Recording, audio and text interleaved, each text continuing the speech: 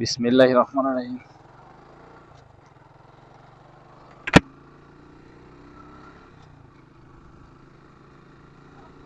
তো আমার এক ফ্রেন্ডের সাথে যাচ্ছি হচ্ছে বাইকের স্পিড সেন্সর নষ্ট হয়েছে, এটা কালকে কিনে নিয়ে আসছিলাম সেটা চেঞ্জ করতে। আপনারা যেহেতু দেখতেই পারতেছেন যে বাইকে স্পিড উঠে না, এটা এই প্রবলেমটা প্রায় অনেকদিন থেকে আমার বাইকে আছে। সেন্সরটা চেঞ্জ করা হয় নাই। আজকে ঈদের ছুটিতে হচ্ছে গ্রামের বাড়িতে আসছি, তো চিন্তা করলাম যে সেন্সরটা চেঞ্জ করে নেই। তো কালকে জানি সময়তে কিনে নিয়ে আসছিলাম, এই সেন্সরটা 900 টাকা দিছিল। আজকে টেকনিশিয়ানের কাছে গেছি মানে চেঞ্জ করার জন্য, কিন্তু দেখি যে মিলে না আমার বাইকের সাথে, আর কি জিক্সারের সাথে এটা মিলে না। তো এই হচ্ছে অবস্থা, দেখি আজকে ঠিকটা পাই কিনা। আর কাছে যে কিসের সেন্সর দিল এটাই বুঝলাম না।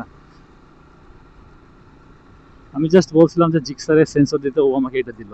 অবশ্য বলছে যে জিক্সার মনোটনের। আর আল্লাহ ভরসা, দেখি আজকে পাওয়া যায় কিনা। এগুলা আবার এইদিকে খুব একটা পাওয়া যায় না, মানে আমি নীলফামারী থাকি তো এদিকে অ্যাভেলেবল থাকে না। ঢাকায় হলে আবার ব্যাপার না, সব জায়গাতে আছে, মিরপুরে বংশালে সব জায়গাতে আছে।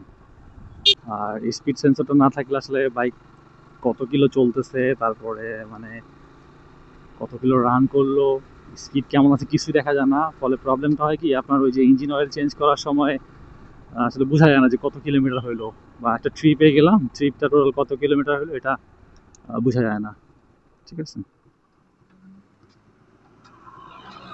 তবে একটা জিক্সারের সেন্সর খুব সহজে নষ্ট হয় না। আমারটা যে যে দ্রুত নষ্ট হয়েছে সেটা কারণটা কি এটাই বুঝলাম না। এটা অবশ্য গাড়ি তো অনেক চলছে, আমার মনে হয় প্রায় 40,000 কিলোমিটার চালার পরে এটা নষ্ট হয়েছে। তারপরে অনেক কিলোমিটার আমি চালাই ফেলছি, আর লাগাই নাই ইচ্ছা করে আর কি, দূর দরকার পড়ে না এত স্পিড স্পিড দেখা, তাই লাগাই নাই। বাট এখন যেহেতু আহ, লাগাইতে হবে, আমি চিন্তা করলাম যে একটা কিনেই নিয়ে আসি। আপনাদেরকে দেখাবো আর কি সেন্সরটার কতটুকু হয় বা কিরকম টাইপের হয়।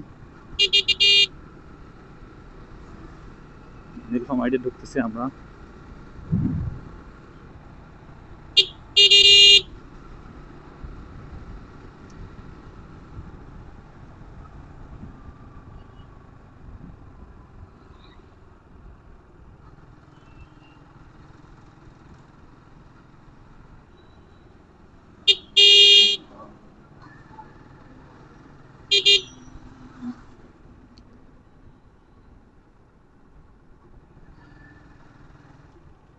রাস্তা সোজা না?